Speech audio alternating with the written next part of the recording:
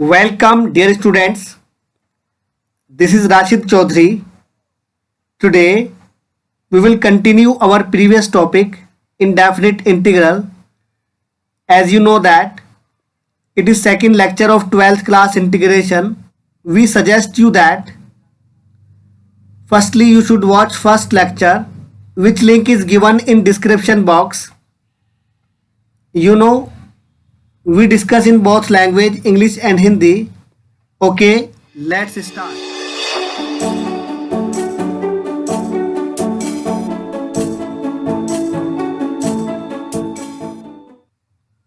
First of all, we want to know that about substitution method.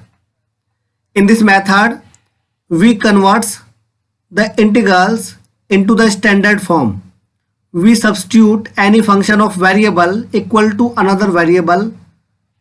After substituting this value in the integrals, we get the standard form of the integral. It means यहाँ पर हमारे पास कोई function given होता है इस तरह से. आपको पता है कि अगर फंक्शन इस तरह से होता fx इंटू डी एक्स. अब आप देख सकते हो यहाँ पर x लीनियर है और x का कोफिशिएंट भी लीनियर है. Linear means 1. यहाँ पर x की पावर 1 है और कोफिशिएंट भी 1 है, तो ये स्टैंडर्ड फंक्शन है. जब हम इसका इंटीग्रेशन करते हैं तो ये हो जाता है fx प्लस सी, इस तरह से. लेकिन अब ये हमारे पास ऐसा फंक्शन है जिसको स्टैंडर्ड फॉर्म में कन्वर्ट करना है. अब जैसे ax प्लस बी, अब यहां पर a कोफिशिएंट आ गया है. इसको कैसे करें? इसमें हम, जैसे कि मैंने ऊपर बताया, एक वेरिएबल को दूसरे वेरिएबल के इक्वल लेट करके हम कुछ वैल्यू सब्स्टिट्यूट कर देते हैं, जिससे फंक्शन स्टैंडर्ड फॉर्म में कन्वर्ट हो जाता है.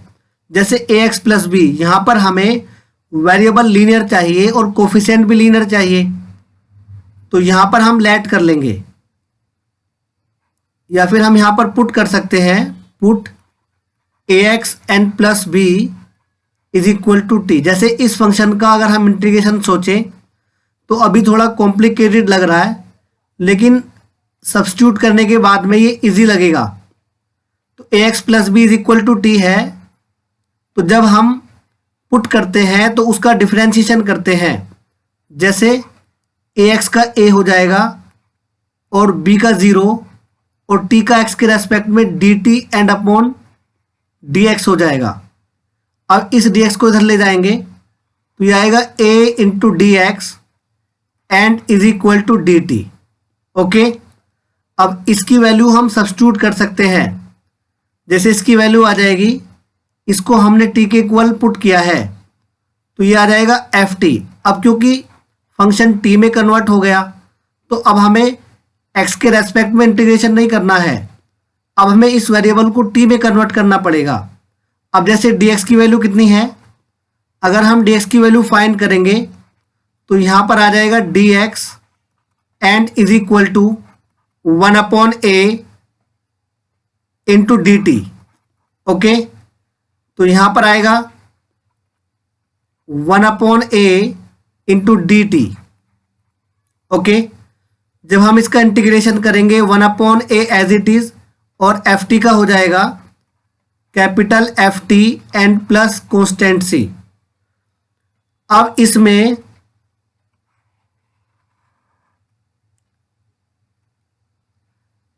हम अगेन t की वैल्यू पुट कर देते हैं. जैसे 1 अपॉन a तो ऐसे ही रहेगा, ft t की वैल्यू है ax n plus B n plus constant c. अगर आप ऑब्जर्व करना चाहो तो आप देख सकते हो कि ये फंक्शन वही रहा जो था, लेकिन जो x का कोफिशिएंट था, जैसे a था, उससे हमने डिवाइड कर दिया. केवल इससे हम किसी भी रिजल्ट पर नहीं पहुंचना चाहते. अभी हम कुछ और फंक्शंस को देखेंगे. उम्मीद करते हैं कि ये आपको समझ में आ गया होगा. Some standard integrals. जैसे ये फर्स्ट इंटीग्रल है, इसमें भी सबसे पहले हमें क्या करना होगा, हमें इसको स्टैंडर्ड फॉर्म में कन्वर्ट करना होगा। तो इसको स्टैंडर्ड फॉर्म में कैसे कन्वर्ट करें, यहां पर हम लिखेंगे let I is equal to sine A x plus B and into D x. अब इसको हम सब्स्टिट्यूट कर लेंगे, यहां पर हम लिखेंगे put A x N plus B is equal to T. तो ए ऐसे ही रहेगा, x का 1 हो जाएगा, b का 0 और t का हो जाएगा dt एंड अपॉन dx। अब क्योंकि हमें dx की वैल्यू चाहिए तो यहां पर हो जाएगा dx is equal to 1 upon a into D T. इसको हम यहां पर सब्स्टिट्यूट कर देंगे, ये आ जाएगा i is equal to sine t and dx की value 1 upon a N into D T. आपको पता है कि साइन t का t के रेस्पेक्ट में करना है, तो ये हो जाएगा कोस t और ये 1 अपॉन में a है, यहां पर आएगा प्लस c। अब हम वेरिएबल t की वैल्यू उसी वेरिएबल में रखते हैं जिसमें क्वेश्चन गिवन होता है। यहां पर आएगा cos a x N plus B and upon a plus constant c. तो आपने सीखा कि अगर साइन ए एक्स प्लस बी है तो हम वहां पर cos a x plus B and upon A.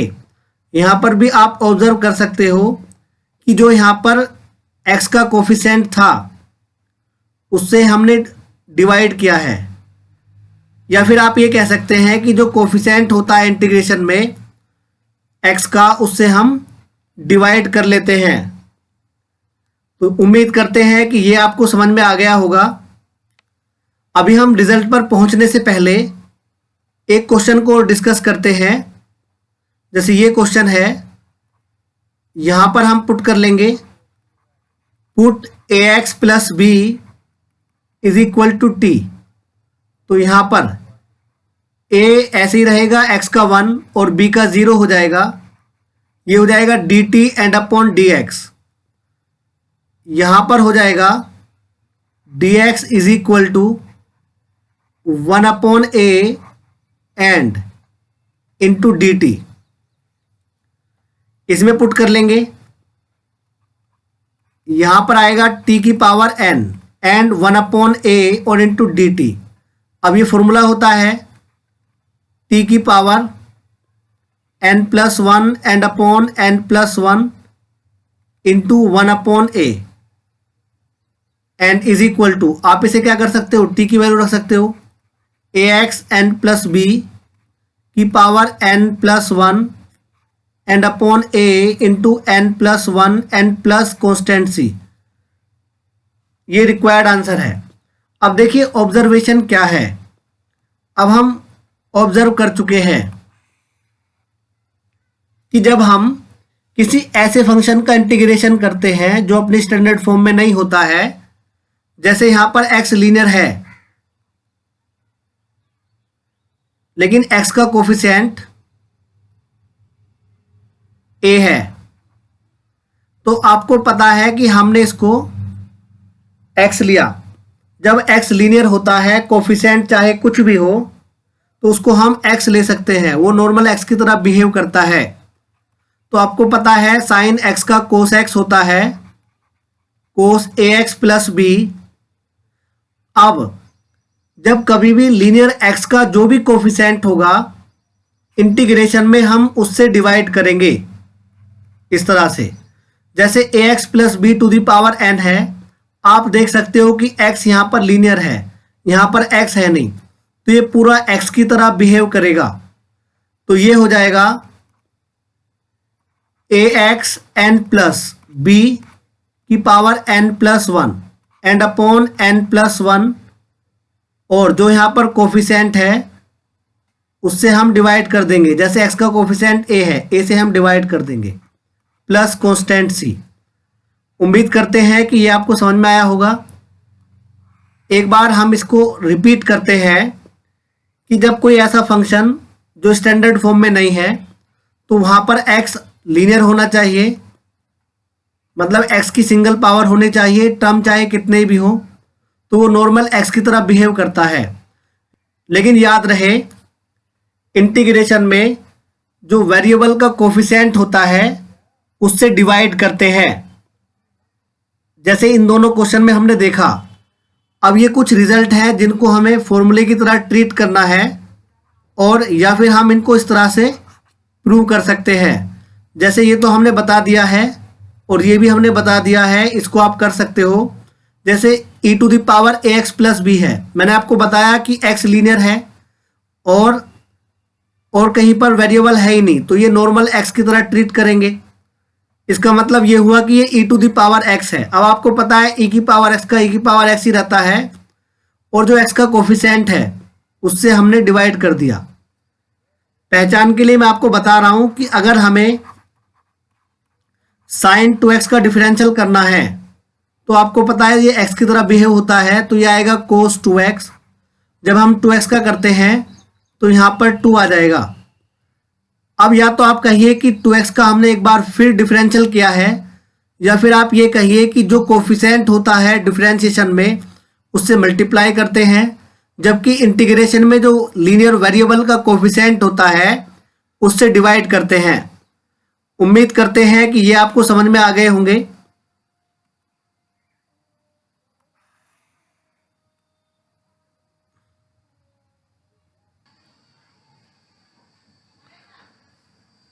Three useful फॉर्मूले। अब हम इसको देखते हैं कि इसको किस तरह से करेंगे। वैसे तो ये फॉर्मूले आपको डायरेक्टली याद रखने हैं कि अगर कहीं पर 1/a² प्लस x² आएगा तो उसका integration 1/a tan inverse x/a होता है। इसको कैसे याद रख सकते हो कि अगर 1/1 प्लस x² इंटू dx है तो ये tan इनवर्स x होता है। अगर 1 की जगह पर कोई कांस्टेंट वैल्यू जैसे 2² आ जाए, 3² आ जाए, 4², तो वो a की वैल्यू होती है। वैसे आप 1 को भी a ऐड कर सकते हो, a²। जब आप इस फॉर्मूले में पुट करोगे तो 1/a मतलब 1/1 1 ही रहेगा, x/a मीन्स x/1 x ही रहेगा। तो यहाँ पर 1 की जगह पर कोई दूसरा कांस्टेंट आता है। इसी तरह से अगर 1/√1 माइनस x² होता तो सिर्फ साइन इनवर्स x आता। अब ये 1/√a² माइनस x² है, तो यहाँ पर ये sign inverse x/a plus c आएगा। अब जैसे यहाँ पर 1/x√x² माइनस a² है, मतलब 1 की जगह पर a² आ गया, तो 1/a sec inverse x/a plus c। अब इसके क्वेश्चन किस तरह से आएंगे इसको देख लेते हैं। जैसे कहीं पर ये आ जाए 1/4 प्लस x² और इंटू dx।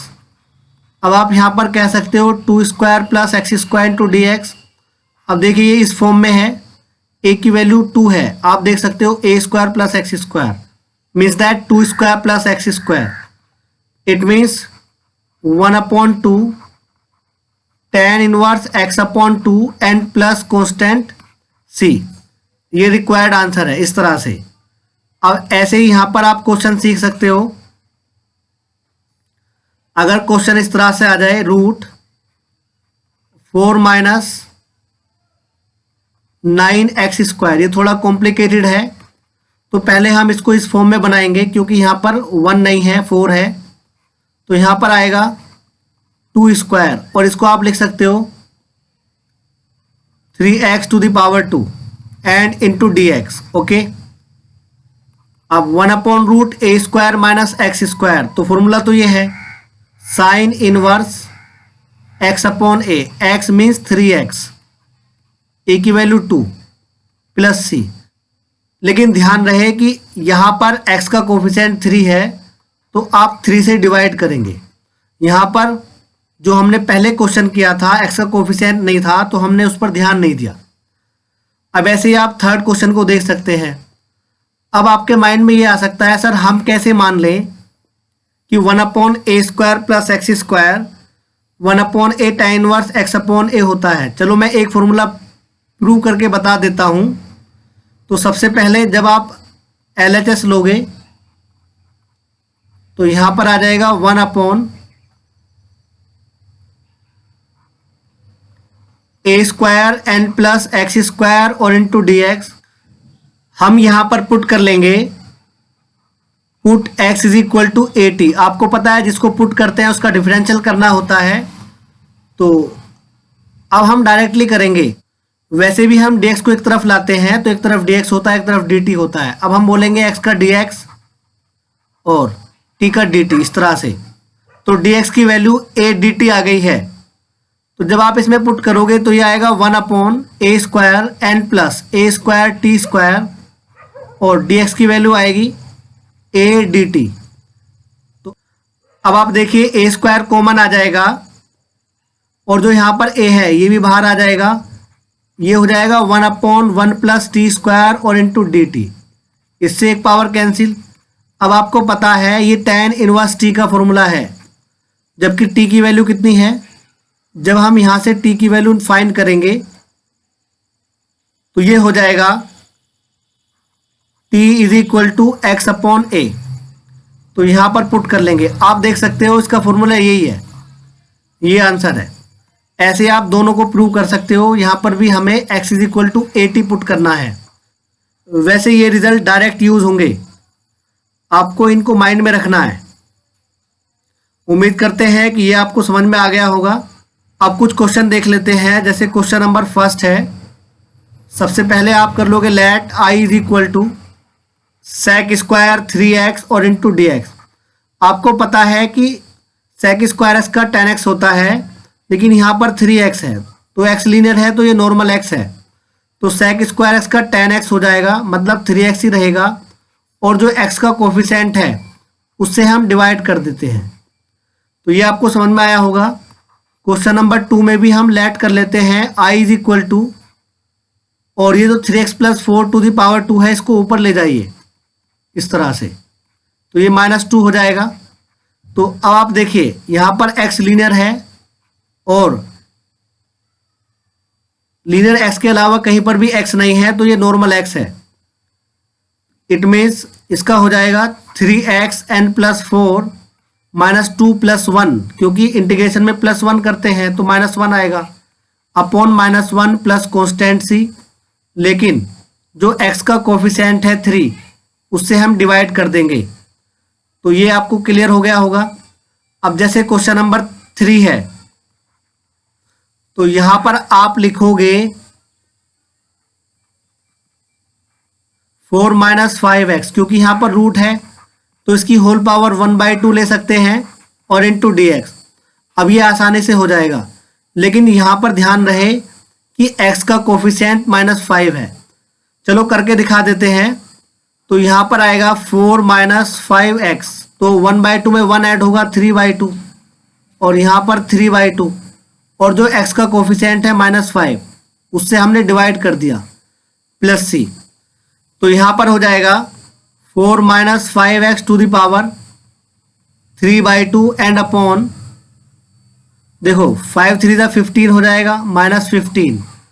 अब देखो न्यूमरेटर के अपॉन में फ्रैक्शन है तो ये 2 ऊपर जाएगा तो 2 यहाँ पर आ जाएगा और प्लस c। ये रिक्वायर्ड आंसर है। तो ये तीनों क्वेश्चन आपको समझ में आ गए होंगे और ये पूरा कॉन्सेप्ट आपको समझ में आ गया होगा।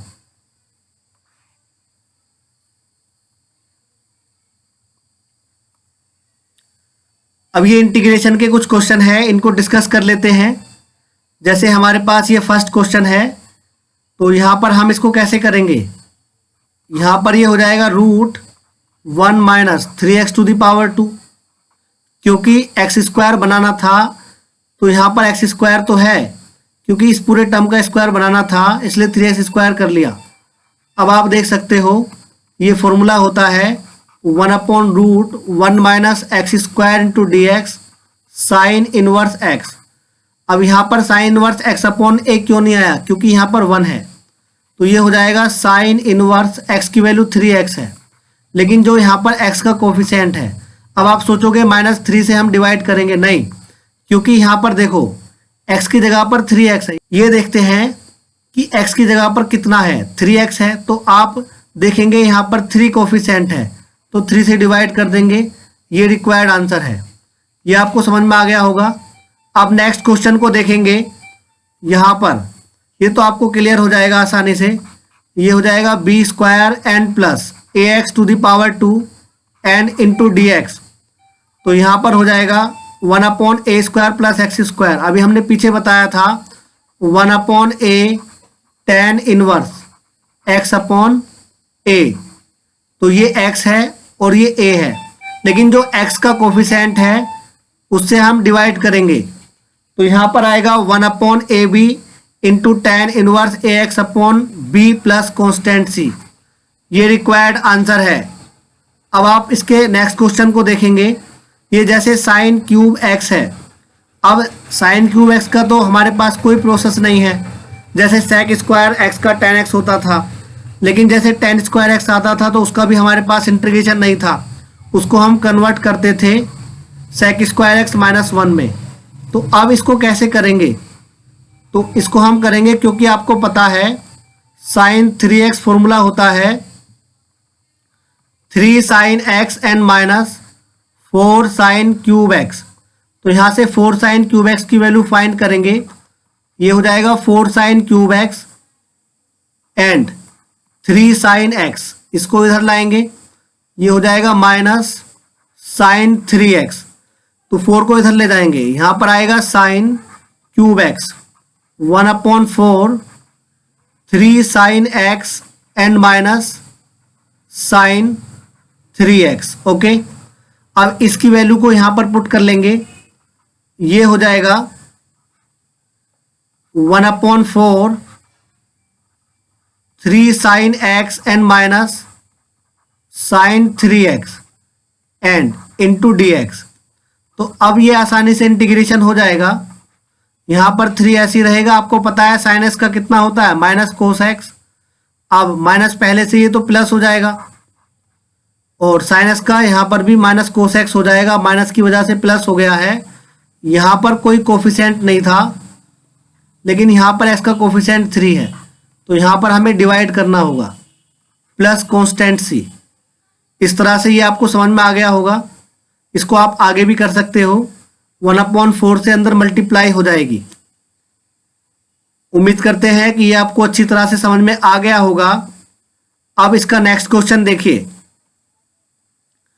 यहां पर हमारे पास क्वेश्चन है sine 5x and into cos x। अगर इनके बीच में प्लस होता sign 5x plus cos x तो हम आसानी से कर देते, लेकिन अब हमारे पास 2 फंक्शन है। अभी हमने जैसे डिफरेंशिएशन में क्लियर किया था प्रोडक्ट रूल, यहाँ पर तो ऐसा अभी कोई प्रोसेस हमने सीखा नहीं है, तो इसलिए हम यहाँ पर 2 से मल्टीप्लाई 2 से डिवाइड कर लेंगे। अब आपको पता है 2 sin a और इंटू कोस b। ये फॉर्मूला होता है sin a plus b and plus sin a minus b। तो यहाँ पर कितना हो जाएगा, 1/2 तो ऐसे ही रहेगा। sin a plus b means that 5x and plus x 6x हो जाएगा।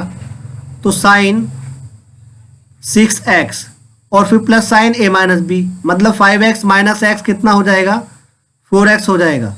तो यहाँ पर आएगा sin 4x और इंटू dx। तो ये हो जाएगा 1/2। जब हम इसका इंटीग्रेशन करेंगे तो minus cos 6x and upon 6 and minus cos 4x and upon 4 plus constant c। ये रिक्वायर्ड आंसर है। अब जैसे इसका लास्ट क्वेश्चन है, ये तो बहुत इजी है, आप इसको आसानी से कर सकते हो। इसको आसानी से किस तरह से करेंगे, इसके 2 मेथड हैं। एक तो मेथड आपने सीखा हुआ है कि 1 की value sine square x plus cos square x रख लेंगे, और फिर साइन स्क्वायर x के अपॉन में दोनों आएंगे, sine square x into cos square x और प्लस कोस स्क्वायर x के अपॉन में आएंगे। लेकिन हमें इसी सब्स्टिट्यूशन मेथड से करना है, तो यहाँ पर हम करेंगे 4 से मल्टीप्लाई एंड 4 से डिवाइड। तो 4 साइन स्क्वायर x और into cos square x and into dx। तो यहाँ पर हो जाएगा 4 बाहर आ गया, तो ये हो जाएगा 2 square sine square x and into cos square x and into D x. अब आपको पता है कि जब सभी पर स्क्वायर है एक साथ स्क्वायर ले सकते हो, तो 2 sine x into cos x to the power 2 and into D x, and you know very well 2 sin x into cos x will be sin 2x, then it will be 1 upon sin 2x to the power 2 and into dx and is equal to 4, it will be, अब sign ऊपर जाके cosec बनेगा, ये बात अलग है कि इसका स्क्वायर भी है, तो cosec square 4x and into D x. अब आपको पता है कोसेक स्क्वायर एक्स का कितना होता है, माइनस कोट एक्स। एक्स की वैल्यू 4x है तो यहाँ पर ये 4x, और जो x का कोफिशिएंट है उससे डिवाइड कर देंगे प्लस कॉन्स्टेंट c, ये रिक्वायर्ड आंसर है माइनस कोट 4x। उम्मीद करते हैं कि ये सभी क्वेश्चंस आपको क्लियर हो गए होंगे।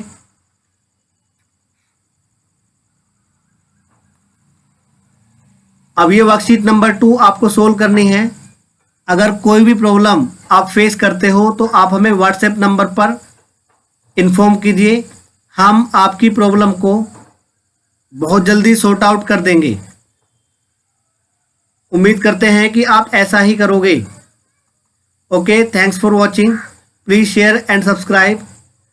अगर आपकी कोई प्रॉब्लम आती है तो आप इस व्हाट्सएप नंबर पर हमें इन्फॉर्म करेंगे, और अगर आपको वर्कशीट नंबर 2 के आंसर चाहिए तब भी आप इस व्हाट्सएप नंबर पर हमें इन्फॉर्म करोगे। एक रिक्वेस्ट आपसे ये है कि आप इन सभी लेक्चर से अच्छे से सीखिए और अपने आप को इम्प्रूव कीजिए। अपने फ्यूचर को सेव करने के लिए इससे बेटर स्टेप नहीं हो सकता है। Okay, bye.